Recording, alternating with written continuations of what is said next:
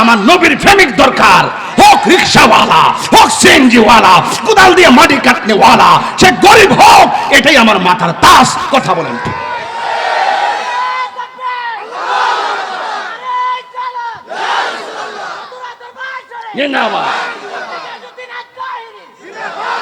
মারহাবা জোরে বলে।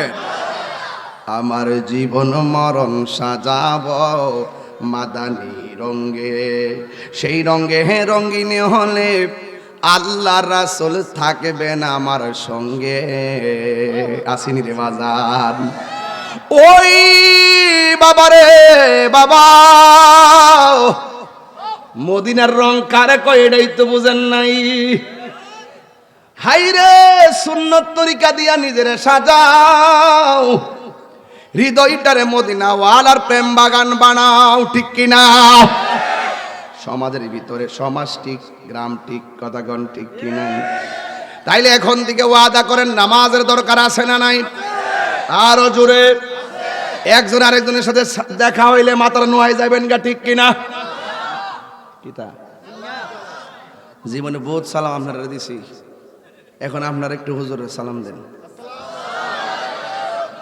এটার নামই ভালোবাসা, এটাই প্রেম, আর এটাই শান্তি আনতে পারে। রাসূল বলছেন তোমরা একজন আরেকজনের সঙ্গে বেশি বেশি সালামের প্রচলন করো। আমরা তো মনে করি ইমাম সাহেব তো আমরা সালাম দিব, বলে গাছ করেন না। যে আগে সালাম দিতে পারবে না হ্যাঁ জিতে গেছে, মারহাবা জোরে কন্যা গেলে গা। যে আগে সালাম দিতে পারছে সে জিতে গেছে, মারহাবা বলেন। এই জন্য প্রতিবেশী কথা ঠিক আছে নি সবগুলা ইয়ে শেষ করলাম। একটা শেষ হইছে, ওয়াজের বিষয় দিলে ওয়াজের বিষয় অনুযায়ী ওয়াজ না করলে কয় হুজুরে দিলাম একটা করছে, আর একটা যেটাই ওয়াজ করি আর না করি সুদ করে সার নাই। কথা কোন ঠিক কিনা? কি হবে বেঁচে থেকে? বাবা একটা মশলা দে, কি হবে? আজকে মাইকটা বালা পড়ছে, কি হবে বেঁচে থেকে? অযথা বিদ্যা শিখে যদি না গড়তে পারি শুধু মুক্ত সমাজটাকে, ঠিক কিনা? কি হবে আলেম হয়ে ইমাম সেজে সমাজেতে যদি না হক কথা উচ্চ সুরে না বলিতে? কি হবে আলেম হয়ে ইমাম হয়ে সমাজেতে যদি না হক কথা উচ্চ সুরে না বলিতে? চাকরি বই করো যদি ছেড়ে দাওই না গদি, কি হবে ধোঁকা দিয়ে আল্লাহকে? কি হবে ধোঁকা দিয়ে আল্লাহকে? আমরা দেশের কিছু মৌলবী আছে ক্ষমতা পাইলে হক কথা বললা যায়, হক কথা কয় না। কি কথা কয় না? আমি কিন্তু আবার সারি না বাজান, কারণ আমার চেয়ারের দরকার নাই, প্রতি রাত্রি চেয়ার ভাই, ঠিক কিনা বলেন? আমার সিনানের দরকার নাই, সবাই আমার চিনে। চিনিনি রে? দেশে চিনিনি, বাইরে চিনিনি, চিনে। সুদকুটিও চিনে, ঘুষকুটিও চিনে। হ্যাঁ, সাবধান, মরণ লাগবো। কি করণ লাগবো? আমার মরণের কত দিন বাকি আমি জানিলাম না রে আল্লাহ, মরণের কত দিন বাকি। কষ্ট হইতেছে বাজান? আমার মরণের কত দিন বাকি আমি জানিলাম না গো আল্লাহ, মরণের কত দিন বাকি। 40 দিনের আগে ভাইরে মৌতের নিশানি, 40 দিনের আগে ভাইরে মৌতের নিশানি। কথা ঘন্টি কিনা? জন্দতে বা ইন্দানি বো চোখে দিয়া আন্দি আমি জানিলাম না গো আল্লাহ, মরণের কত দিন বাকি। আমার মরণের কত দিন বাকি আমি জানিলাম না গো আল্লাহ, মরণের কত দিন বাকি। আল্লাহর আর হায়াত হইল হাতে ভাইরে, মত হইল পায়ে, হায়াত হইল হাতে ভাইরে, মত হইল পায়ে। যেই জায়গা যার মরণ হবে সেই জায়গা সে মরে আমি জানিলাম না গো আল্লাহ, মরণের কত দিন বাকি। আমার মরণের আমি জানিলাম না গো আল্লাহ মরণের কত দিন বাকি আমার মরণের আমি জানিলাম না গো আল্লাহ মরণের কত দিন বাকি জোরে জোরে কি আল্লাহু আকবার বলা যাবে না আরে গলা আছে দিকে গলাবাজি করি শক্তি আছে দিকে শক্তি দেখায় এমন কত কণ্ঠওয়ালা বক্তা মাটির নিচে ঘুমায়া রইছে এমন কত টাকাওয়ালা মাটির মধ্যে পড়া রইছে এতক্ষণ যে কথা বলছি একটাও নিজের স্বার্থে বলি নাই আপনি যদি সারা জীবন হারাম খান আমি আপনারে ফিরাইতাম পারতাম না আপনি যদি সারা জীবন সুদ খান আমি আপনাকে ফিরাইতে পারতাম না আপনার স্বাধীনতা আছে কিন্তু একটা কথা মনে রাখতে হবে দুনিয়া ছেড়ে চলে যাওয়া লাগবে কোথায় মরবেন আমিও জানি না আপনারাও কেউ জানেন না গায়ের রংটা পরিবর্তন হয়ে গেছে গায়ের রংটা পরিবর্তন হয়ে গেছে একটা দিন আমরা টের পাইলাম না রে বাবা এই জন্য গজলের মধ্যে এই কথাটাও আছে বাজান কইয়া দিয়া যায় আর কানের গেল কর্ণতালি চোখের গেল জ্যোতি বাজান সত্যি করে কনশান্তি আগের মতো কানে কি শুনেন আগের মতো চোখে কি দেখেন এই যুবকরা তো বলবে যে আমরা চশমা লাগে না আমরা খুব ভালো আছি কিন্তু যারা মুরব্বী হয়ে গেছে এদেরকে জিগান চান্দি কেমনে চলে গেছে এগুলো টের পাইছিনি আর আর কানের গেল কর্ণতালি চোখের গেল জ্যোতি দাঁত পড়িল দাঁত লড়িল চুল পাকিল বয়স গেল বাটি আমি জানিলাম না গো আল্লাহ মরণের দিন যুবক ভাইরা জবান করেন মরণের আমি জানি গো আল্লাহ মরণের কত দিন বাকি আমার মরণের কত দিন বাকি আমি জানিলাম না গো আল্লাহ কত দিন বাকি আর আজরাইল আসিয়া যখন হস্তে দিবা দরি সূরা শরীফ আজরাইল আইসিনিও আর আজরাইল আসিয়া যখন হস্তে দিবা দরি তখন আমার মনা ভাই করবা লুকালুকি আমি জানিলাম না গো আল্লাহ মরণের কত দিন বাকি আমার মরণের কত দিন বাকি আমি জানিলাম না রে আল্লাহ মরণের কত দিন বাকি 30 পারা কুরআন শরীফ জানিও নিশ্চয়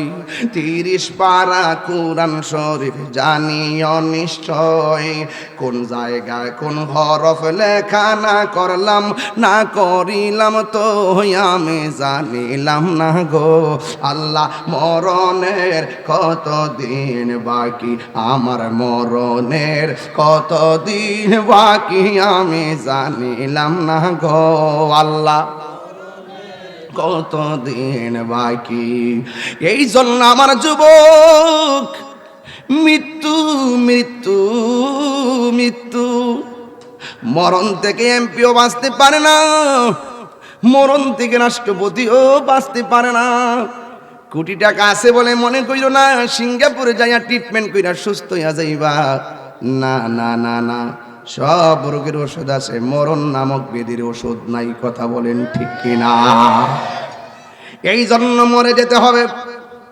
কবরে চলে যেতে হবে তাই তো আমার নবী আপনার নবী রাহমাতুল লিল আলামিন একদিন গুরুস্থানে গেছে যায়া দেখতেছেন 2টা কবরের মধ্যে আযাব হইতেছে কয়টা কবর আমার নবী দাঁড়ায় গেছে আপনারা জবান খুলে কোন নবী দেখার ক্ষমতা আসে না নাই তুমি মাটির উপরে তাইকা 2 হাত মাটির নিচে মুর্দার কেমন আছে তুমি আমি জানি না আপনিও জানেন না আমার আল্লাহ বলেন ইন্নাল্লাহা ইউসমিউ মাইয়াশা আমি আল্লাহ যারে ইচ্ছা করি মাটির উপরে থাইকাও কবরের ভিতরে কে কেমন আছে দেখার ক্ষমতা দান করি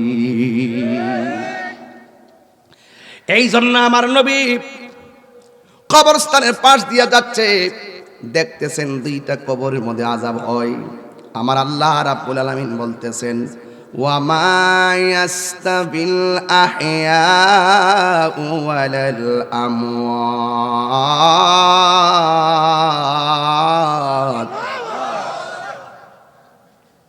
ওয়া মা ইয়াস্তাবিল আহইয়াউ ওয়ালাল আমওয়াত।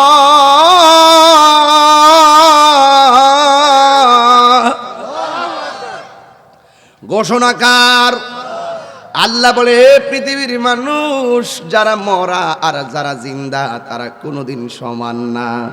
জিন্দা মানুষ মাহফিলে আসছে আবার বাড়িতে চলে যাবে, কিন্তু মরা মানুষগুলা যে একটা ঘরে গেছে আর দুনিয়ার ঘরে আসার কোনো সুযোগ নাই। এবার আমার আল্লাহ বলেন ইন্নাল্লাহা ইউসমিউ মান ইয়াশা, আমি আল্লাহ যার ইচ্ছা করি আমি আল্লাহ তারে কবরে আযাব দেখার ক্ষমতা দান করি। বিধি মোতাবেক আমার নবী দেখার ক্ষমতা আছে না নাই? আমার নবী গুরুস্থানে গিয়ে দেখেন দুইটা কবরে আযাব হইতেছে। একটা কবরের মধ্যে আযাব হইতেছে প্রস্রাব করে পানি না নেওয়ার কারণে, আরেকটা কবরের মধ্যে আযাব হইতেছে চুগলখড়ি করার কারণে। আমার এলাকার ভিতরে সমাজের ভিতরে চুগলখোর আছে না নাই? এই জন্য চুগলখোরদের ব্যাপারে আমার আল্লাহ বলছেন, নিন্দাকারীর ব্যাপারে আমার আল্লাহ বলছেন ওয়াইলুল লিকুল্লি হুমাযাতিল লুমাযা, যারা সামনে এবং পেছনে নিন্দা করে, যারা সমালোচনা করে, এদের জন্য আমার আল্লাহ ওয়াইল দোজখটা বানায় রাখছে। ওয়াইল নামে একটা জায়গা আছে ওই সমস্ত নিন্দাকারীদের জন্য। এই জন্য আমার নবী আপনার নবী বলতেছেন এই দুইটা কবরের ভিতরে আযাব হইতেছে।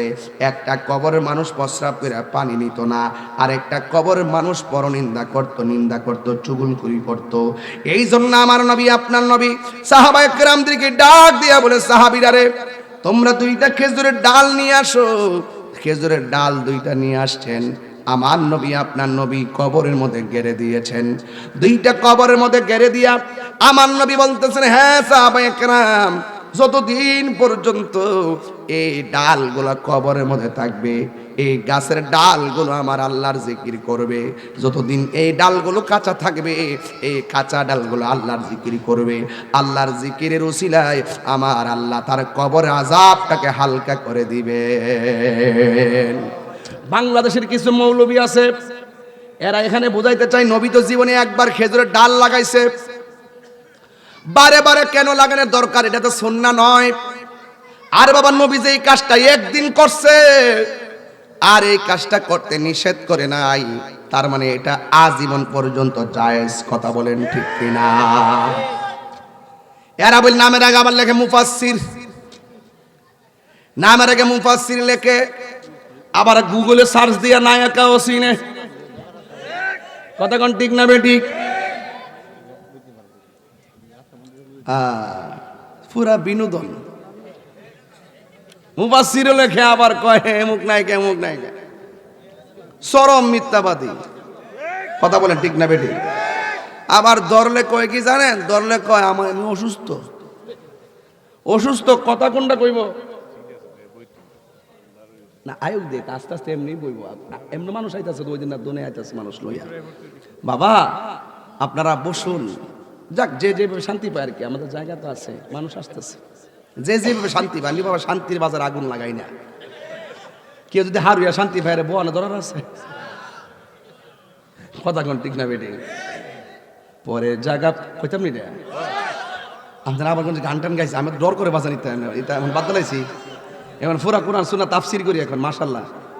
হ্যাঁ ওই আগে এটা নাই। এরপরে মাঝে মাঝে এইটি গাইলে আবার হ্যাঁ একটা জ্বলে, তো এর লেগে জ্বালাই দিই আর কি। আল্লাহ হযরত বলছেন যে আমাদের কাজ হলো নবীর শান গাওয়া, আর তোদের কাজ হলো শান শুনে জ্বলতে থাকা।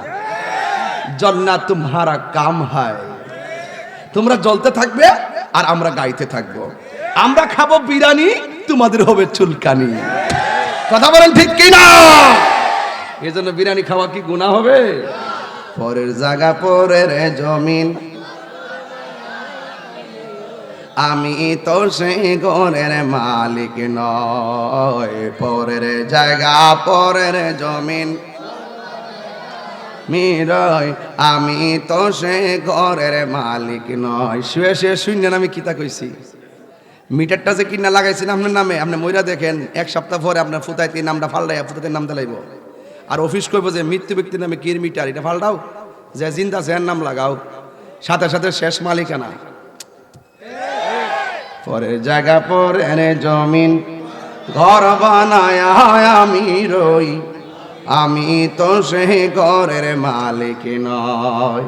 সেই ঘর খানা যার জমিদারি আমি পাই না তাহার হুকুম জারি। সে ঘর খানা যার আমি পাই না তাহার হুকুম জারি। আমি ইনা জমিদারের দেখা, আমি পাই না জমিদারের দেখা, মনের জ্বালা কারে কই। এই সাইডের আওয়াজটা ভালো আছে, আর এই সাইডটা ঘুমিয়ে গেছে। আরে পরের জায়গা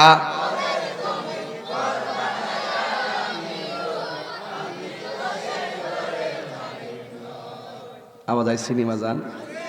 আসলে সত্যিকারে পঞ্চান্তি এই গড়টা কি আসল গড় না নকল গড়?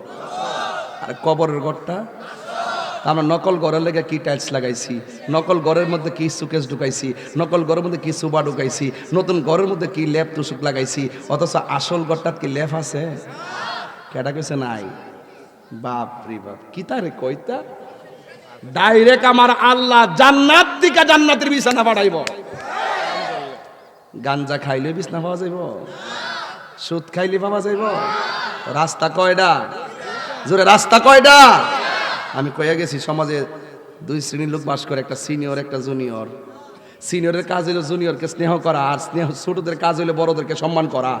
এই দুইটা জিনিস যখন থাকবে সমাজে আর ঝগড়া হইতো না, সমাজে মারামারি হইতো না। আজকে তুচ্ছ ঘটনাকে কেন্দ্র করে এক ভাই আরেক ভাইরে মাইরা ফেলাইতেছে। কথা কোন ঠিক?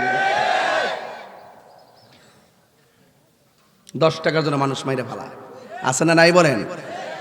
জমিদারের ইচ্ছা মতো দেই না জমি চাষ, তাই তো ফসল ফলে না আর দুঃখ 12 মাস। জমিদারের ইচ্ছা মতো কেউ ক্ষেত্রের মধ্যে পানি না দিলে কি ধান লাগান যাব? কেউ লাগান যাব? আমি কি এই ক্ষেত্রের কথা কইছি? আমি দেহ জমিনের কথা কইছি। আর আমি কই দেহ জমিনের কথা, আর হে বুঝে যায় এই ক্ষেতের বুড়ো ক্ষেতের কথা। তাহলে আমার শানের অর্থ কিতে পাইব? আমি শান গাইছি প্রেমের আগুন জলে দ্বিগুণ রে। হ্যাঁ মনে করছে আমি বুঝি চতুরা শরীফের চুলার আগুনের কথা কইছি। আমি কই প্রেমের আগুন, হে বুঝে চুলার আগুন। তাহলে আমার লগে এর মিলব? পার্থক্যটা ইহানো, এটা বুঝা লইন, তাইলে আমার ওয়াজ বুঝবেন, নাইলে ওয়াজ বুঝতেন না। জমিদারের ইচ্ছা মতো দেই না জমি চাষ, তাই তো ফসল ফলে না আর দুঃখ 12 মাস। আমি খাজনা পাতি ছবি দিলাম, তবু জমিন আমার হয়ে যে নিলাম। আমি খাজনা পাতি তবু জমিন আমার হয়ে যে নিলাম। আমি চলি যে তার মন জোগায়া, আমি চলি যে তার মন জোগায়া, দাকিলাই মিলে না সই, আমি তো সেই ঘরের মালিক নই।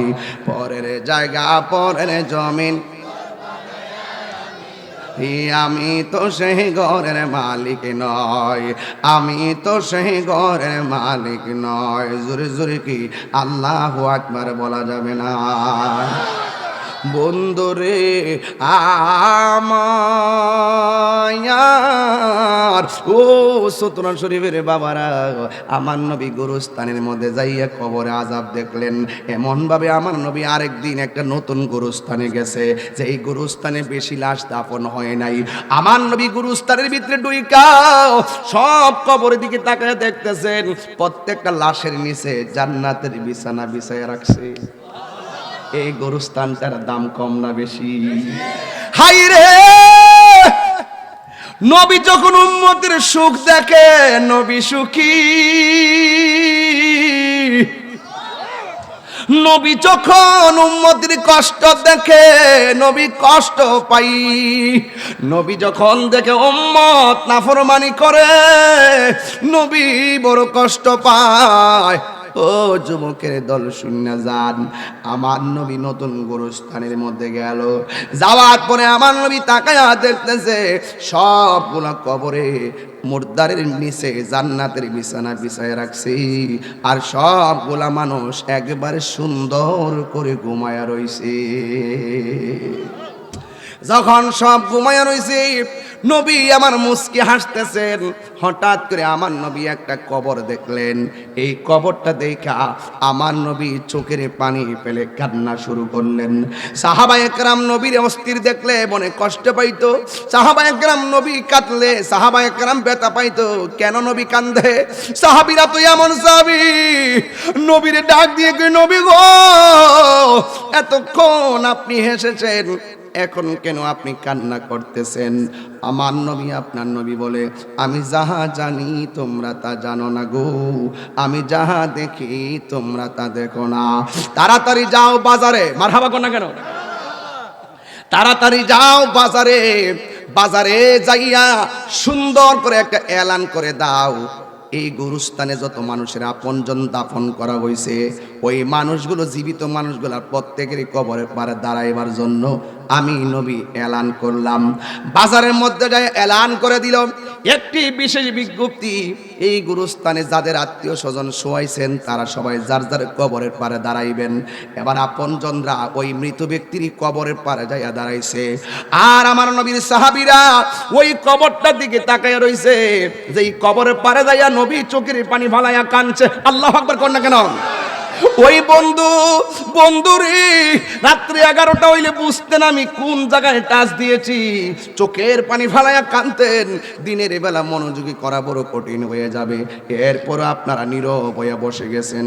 বন্ধুরা রে আমার, ও সতরা শরীফের বাবারা, ও তন্তর ভাটা মাতার বন্ধু গো, ও রানীখার নূরপুর রুটির বাবারা, যত জায়গা থেকে আপনারা এসেছেন, আমার নবী আপনার নবী তাকাইয়া রইছি। যেই কবর পারে আমার নবী যাইয়া কাঁদছে, ওই কবরের পারে কে আসে?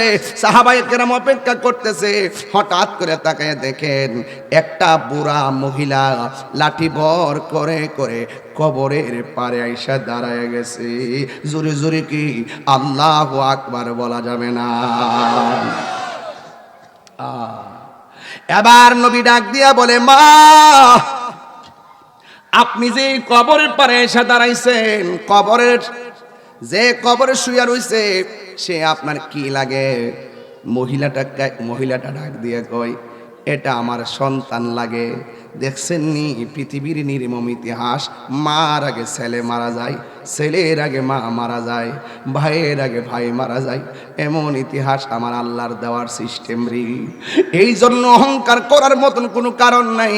মৃত্যু এমন একটা মৃত্যু, যেই মৃত্যু আপনাকে গ্রাস করবে, মাটির নিচে ঢুকলেও মৃত্যু আপনাকে ধরবে, আপনাকে সব জায়গায় গেলে আপনাকে ধরবে। এই জন্য আমার যুবক, আমার নবী মহিলাটার ডাক দিয়া বলে, মা মা এই গুরুস্থানে সবাই যার যার কবরের পারে দাঁড়াইছে, আপনি কে গো? আপনি কবরের পারে দাঁড়াইলেন। এবার মহিলাটা ডাক দিয়া কয়, এই কবরে যে শুয়ে রইছে এই সন্তানটা আমার সন্তান, আমার ছেলে সন্তান আল্লাহ নিয়ে গেছে।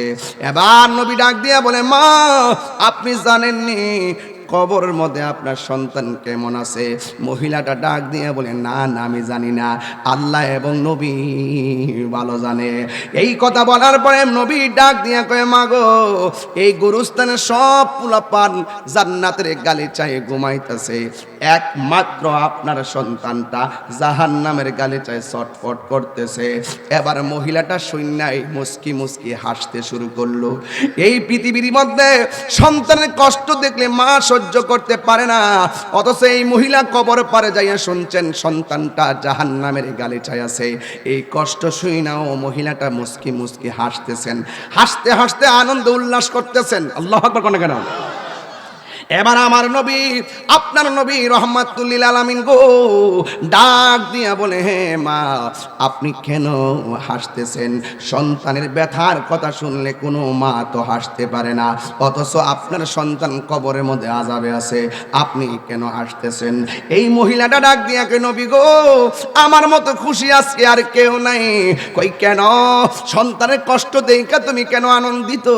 ওই মুহূর্তে মহিলাটা ডাক দিয়ে কে, ইয়া রাসূলুল্লাহ, ইয়া হাবিবাল্লাহ, আমার সন্তানটা যেই দিন আমার পেটের মধ্যে কনসেপ্ট হয়েছে, সেই দিন থেকে আমার মতন সুখী আর পৃথিবীতে যেন কেউ নাই। এই সন্তানটা রাতের গভীরে আল্লাহ পানির ফুটা থেকে গোশত বানাইছে, গোশত থেকে হাড্ডি বানাইছে, হাড্ডি থেকে রক্তে মাংসে বডি একটা বানাইছে, আর সন্তানটা পেটের ভিতরে নড়াচড়া শুরু করছে। এই সন্তানটা নড়াচড়া বন্ধ করলে নামাজে দাঁড়ায় গেছি, সন্তান কেন লড়ে না? আবার যখন লড়ছে, আবার নামাজে দাঁড়ায় গেছি, শুকরিয়া আদায় করলাম, আমার সন্তানটা পেটে জিন্দা আছে। কিন্তু আমার সন্তানটা এই পেটের ভিতরে আমাকে এমন ভাবে লাথি মারে, লাথি মারার পর রাত্রে আমার ঘুম ভাঙ্গা যাইতো, এমন ভাবে আমার প্রতিটা দিন লাইতাইতো, আমার চোখের পানি পালাইয়া পালাইয়া সারাটা রাত আমি কাটাইছি। সকালবেলা চোখের পানিটা আমি মুইসা বাইরেছি, মানুষ যেন ধরতে না পারে, মানুষ যেন ধরতে না পারে। এই জন্য হাসি মুখে মানুষের সামনে আমি দাঁড়াইছি। আমার সন্তানের কষ্টের কথা সন্তানের বাপের কাছেও আমি বলি নাই, কারণ আমি তো মা, কষ্টের মা আমার না, আমি তো দুঃখিনী মা। এই জন্য আমি কাউরে বলি না গো নবী। আমার সন্তান যেদিন ভূমিষ্ঠ হয়েছে, ওই দিন মানুষে বলছে আমার সন্তান নাকি ভূমিষ্ঠ হইয়া কান্দে, আমি নাকি মৃত্যুর মতন বেহুশ হইয়া গেছি।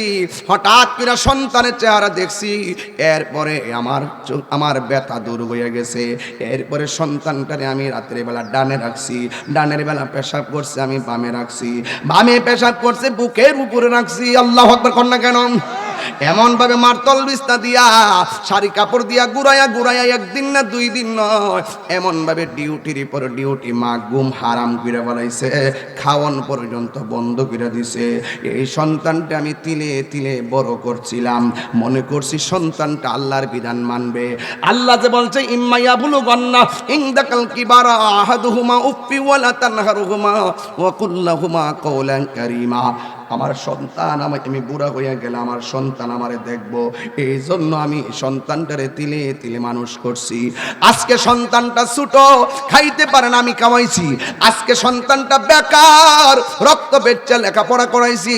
আজকে সন্তানটা চাকরি হইছে, আমি বেকার হইয়া গেছি। আজকে সন্তানটার চাকরি হইছে, আমি বুড়া হইয়া অসল হইয়া গেছি। একটা মাত্র দিনের অপেক্ষায় সন্তানটারে তিলে তিলে মানুষ বানাইছি। একদিন আমারে দেখারে কেউ থাকবে না, আমি বুড়া হইয়া গেলে আমার সন্তান আমারে দেখে দেখে রাখবো রে। কিন্তু আমার সন্তান যেই মাত্র প্রতিষ্ঠা হইয়া গেছে, ওই মুহূর্তে আমার সন্তান আমার কোনো খবর নেই না।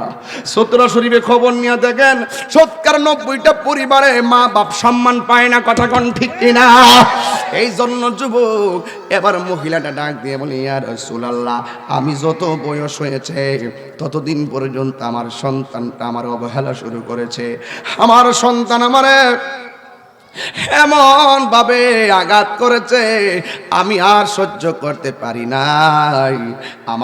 আমার প্রতি সন্তানের অত্যাচার স্টিম রোলার যখন দেয়ালে পিঠ থেকে গেছে, আমি আর সহ্য করতে পারি না। আমি আমার আল্লাহরে বলছি, আল্লাহ, যেই সন্তান আমার শেষ বেলা কান্দাইছে, এই সন্তান রে তুমি কষ্ট দিও। আল্লাহ যে আমার ডাকটা শূন্য কবরে কষ্ট দিতেছে, আল্লাহ যে আমি ফাগুনের ডাকটা শুনছে, এই জন্য আজকে আমি আনন্দিত। চিৎকার মেরে কি আল্লাহু আকবার বলা যাবে না? এই দিকটা মা সন্তানের প্রতি ভালোবাসা, আর কবরের পরে আছে আমার নবী, উম্মতের প্রতি নবীর ভালোবাসা বোঝাইয়া দিয়া যায়। এবার আমার নবী আল্লাহর ডাক দিয়ে কি, আল্লাহ, এই সন্তানের দেওয়া কষ্টে মার দোয়া তুমি কবুল কইরা তারে কষ্ট দিতেছো, কিন্তু মা তো কষ্টের কথা শুনে হাসতেছে, কিন্তু মহিলাটা তো মা তো কবর আযাবটা দেখে না। ও আল্লাহ, আমি তোমার কাছে ফরিয়াদ করি, কবর উপর সানিটার আলোক কইরা দাও, যেন মহিলাটা তার সন্তানের কষ্টটা ডাইরেক্ট দেখতে পারে। আপনারা জবান খুলে বলেন, নবী যদি বলে আল্লাহ দেয় কি দেয় না? আর জোরে কোনা দেয় কি দেয় না? এবার আমার নবী, আপনার নবী রহমাতুল লিল আলামিন যখন বলছেন, আমার নবী হলো মুস্তাজিবুদ দাওয়া, যা চাইবেন তাই দিবেন, জোরে কোনা সুবহানাল্লাহ। এবার আমার নবী ডাক দিয়ে কই, আল্লাহ আমার সন্তান ওই আমার উম্মতের কবরটারে একটু ওপেন করে দাও, এই মহিলার কবরটাকে একটু ওপেন করে দাও। ইন দি মিন টাইমে কবরটারে ওপেন করে দিল। যেই মাত্র মহিলা দেখতেছে কবরের ভিতরে এমন ভাবে আযাব চলতেছে, তখন মহিলাটা কি করছে জানেন নি রে বাবা? তখন সন্তানের কষ্ট দেখে হাজার কষ্ট দিল, বাবার সামনে যাইয়া সুন্দর করে একটা ডাক দিলে, সেকেন্ডের মাধ্যমে সব যিনি ভুলে যায় তিনি হলো মা, তিনি হলো বাবা। এই জন্য সন্তানটা ডাক দিয়ে বলে, নবী আমার ডাক দিয়ে বলে, মা তাকায়া দেখেন না এই সন্তান কেমন করে আযাবের মধ্যে ভুগতেছে। যুবক ভাইরা, ইন দি মিন টাইমে আমার নবী যখন এই কবরটা আলোক করাইছেন, ওই মা সন্তানটা দেখে চিৎকার মারছে, আল্লাহ ও আল্লাহ গো, আমি যদি আগে জানতাম আমার সন্তানরে বদদুয়া দিলে এমন ভাবে জ্বালাইবা, কোনোদিন আমি আমার সন্তানরে বদদুয়া দিতাম না। এই মার কথা শুনে নবী আবার আল্লাহরে ডাক দিকে, আল্লাহ ও আল্লাহ, ওই মা সন্তানের জন্য যে আফসোস করতেছে, আমি আমার উম্মতের জন্য আমি তোমার কাছে ফরিয়াদ করি, আমার উম্মতের তুমি আসান দিয়ে দাও। মা যখন বলছে আল্লাহ তুমি ক্ষমা কইরা দাও, কথাটা বলতে দেরি আমার আল্লাহ কবরের ভিতরে জান্নাতের গালিচা বিছায়া দিতে দেরি করে নাই। আর জোরে গান আল্লাহু আকবার। মাগো তোমার মতো লয় না কেহ আমায় কোলে টানি, আঁচল দিয়ে মোছে না কে, আঁচল দিয়ে মুছে না কেউ আমার চোখের পানি, হায়রে মা জননী আমার, হায়রে মা জননী, বলেন না, হায়রে মা জননী আমার, হায়রে মা জননী। এ আব্বুরি, এখন মা জিন্দা আছে দেখে, নবী দেখছে দেখে না ক্ষমার ব্যবস্থা হইছে। এমন অনেক সন্তান মারে কষ্ট দিয়া কবরে চলে গেছে আর বাড়ি খাইতেছে, এমন অনেক মা সন্তান কষ্ট পায়া মা দুনিয়া থেকে বিদায় হয়ে গেছে, মার কাছ থেকে ক্ষমা চাওয়ারও সুযোগটা পাই নাই। এই জন্য আমি অনুরোধ করব, কবর আযাব কি সত্য না মিথ্যা? এই কবর আযাব থেকে যদি বাঁচতে হয় তাইলে অনুরোধ করে বলে দিয়ে যায়, দুনিয়াতে থাকতেই সব আমার আল্লাহর বিধান মানা লাগবে। মা বাপকে কষ্ট দেওয়া যাবে না, নামাজ ছাড়া যাবে না, হক কথা বলা বন্ধ করা যাবে না, হারাম খাওয়া যাবে না, ছোটকে অবজ্ঞা করা যাবে না, বড়কে অসম্মান করা যাবে না, যাকাতের টাকা সুষম বন্টন নীতির আলোকে ঘরে ঘরে পৌঁছায় দিবেন। আর মুনাফিকি করবেন না, চুগলখড়ি করবেন না। আজান দেওয়ার সাথে সাথে মসজিদে যাওয়ার দরকার আছে না নাই?